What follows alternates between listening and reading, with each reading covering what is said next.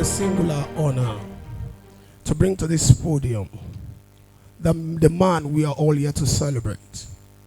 The man that we are all here to see that all the dreams of all the youths, the Nigerian with the passionate mind of Nigeria, come 2023, please, distinguished ladies and gentlemen, I beg you, on this very singular note, we be quiet and listen to the words of wisdom from the man that God has ordained with the wisdom of Solomon to lead the Nigerian people away from this journey of no return. Please make welcome His Excellency, Mr.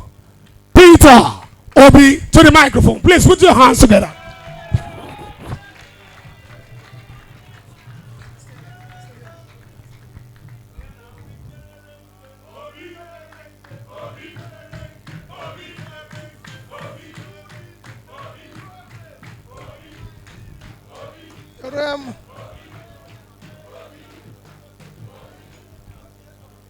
Kabesi, Your Majesty.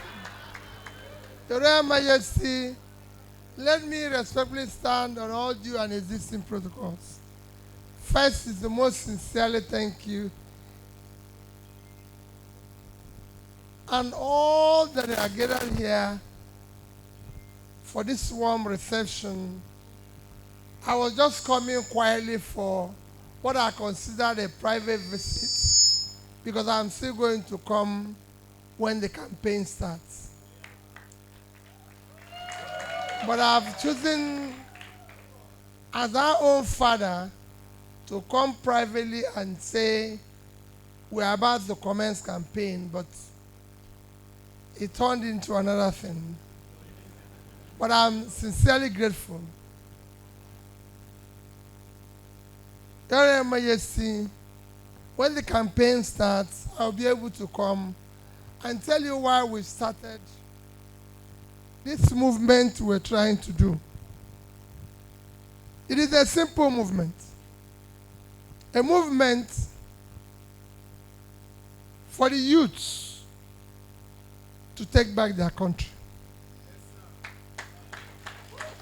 A movement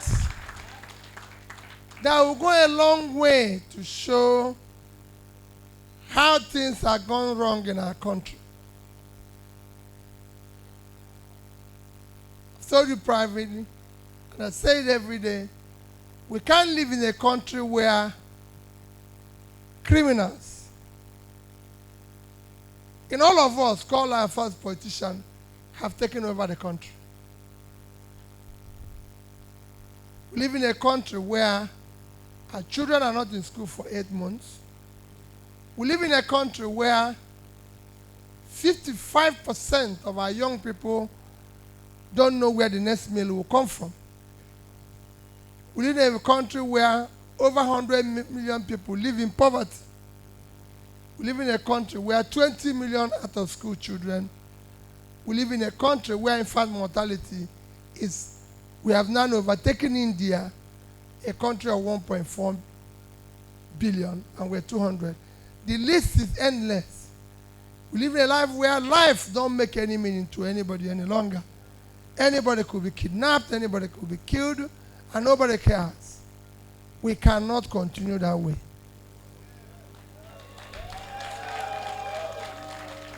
We are the only country in the world where government officials, because I want to say who does that, steal the assets of the country.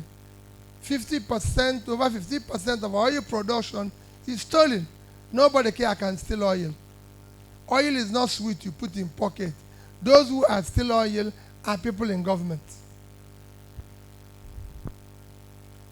Subsidy is organized crime. And this must not stop. We cannot continue that way. When I come to campaign, I will explain better. All that is keeping our children from going to school, all that is keeping them from going to school today, is because ASU, University Association, said in 2009 that they should be given some money to renovate schools. They were not asking money for anything. When Nigeria was what it used to be, this city was the city of reference because of University of Ife. This university produced the world-class pharmacist that is known globally. I came here as a student in university to just come and tour the tour of Ife and see the university. I don't know how many young people now who wants to come to Ife just to see the university and appreciate the king. Nobody. I don't know how many, because they're not even safe if they come. They don't know whether they will go back safely. That is how bad it is. Look at the lovely thing you showed me today about the history of this famous place. That people pay thousands in the Western world to go and see. But nobody wants to come and see it because the children are hungry.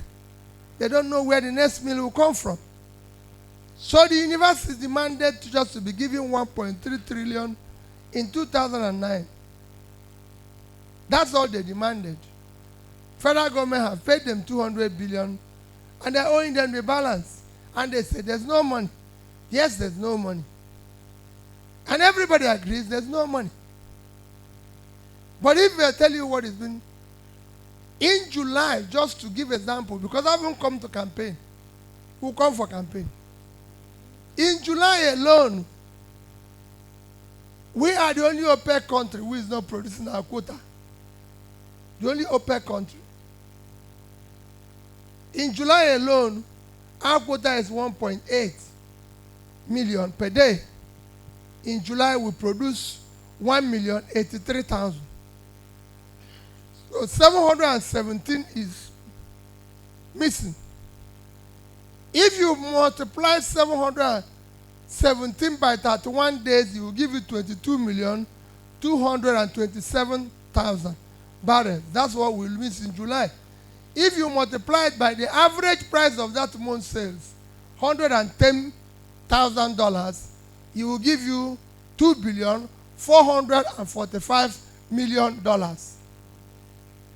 If you multiply it with 550 naira, how did I get 550 naira instead of using 650? They said the official rate is 410 KBAC. A black market where people like me buy is 610. If you put two of them, it's 1,100. Divide it to get the average, you get 550. If you use 550 to multiply $2,445,000,000, it will give you $1,344,750,000,000 naira. They only want, all they want, all us you want is 1.1 trillion. In 1 month, we lost 1,344,750,000,000. So if we are giving, if we had saved that and given us to their money, we will still have extra 200 billion, which would have completed Lagos about the express road.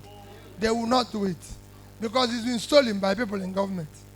Nobody is looking for them. In August, KBAC, that month, throughout the month, we only produced 975. August was worse.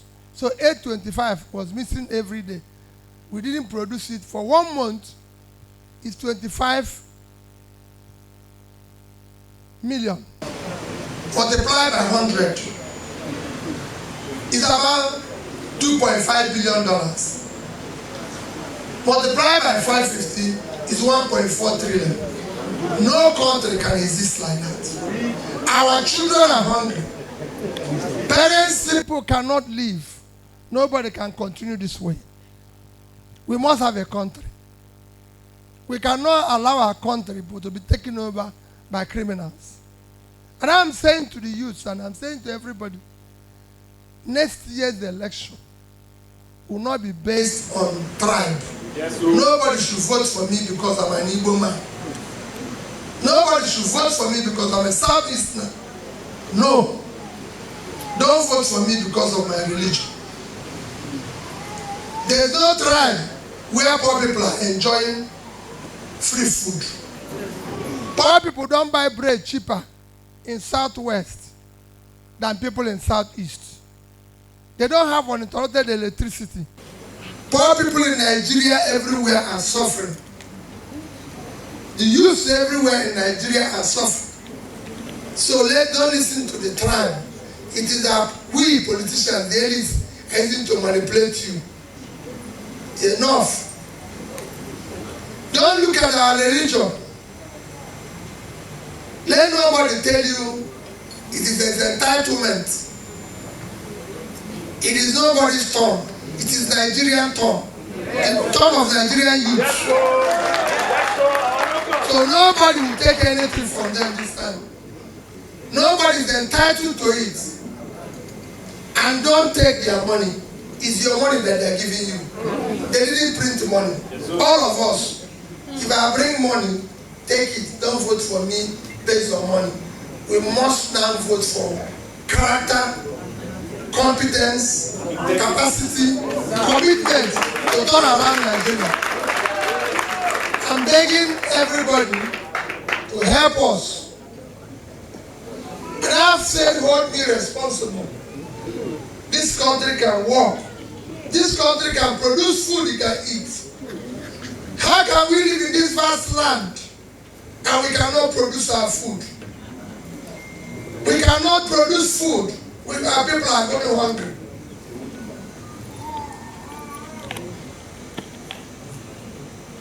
Until I come for campaign.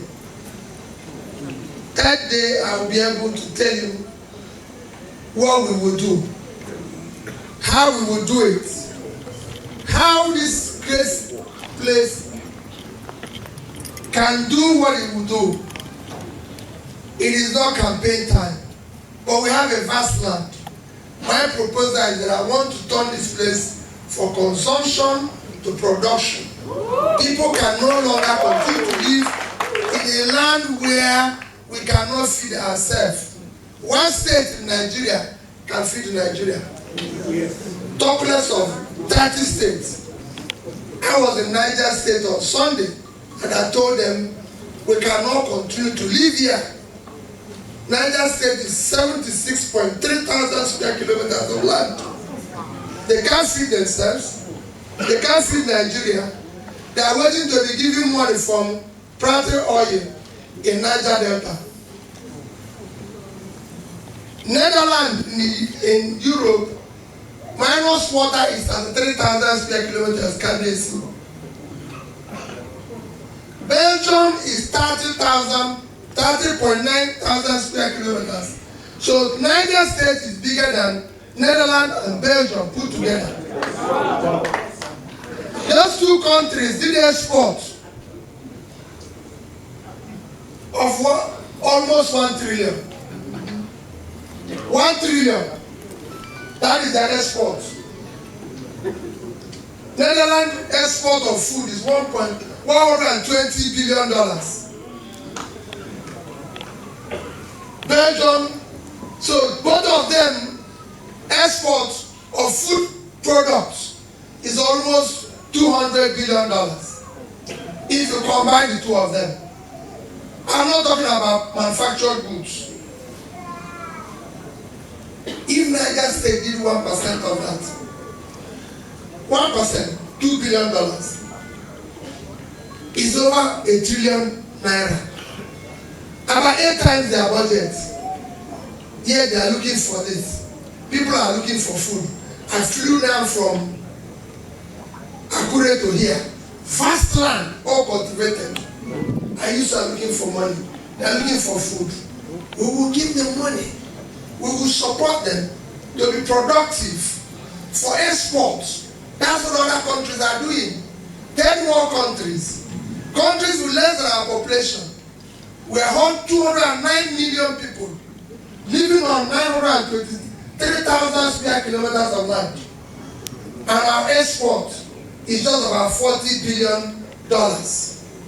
Israel is 9 million. So if you minus the 9 million, we have 200 million people still living, and we give them 9 million.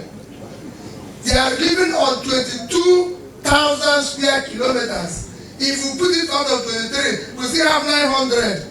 Their export is 59.8 billion. They need more export. There are 200 million people living on almost 25 times their land. It cannot continue. We must take back our country. My offer is forget about what anybody is telling you. Please put us on a scale. Let's vote for merit now so this country can move. Kabiyesi. Thank you and God bless you.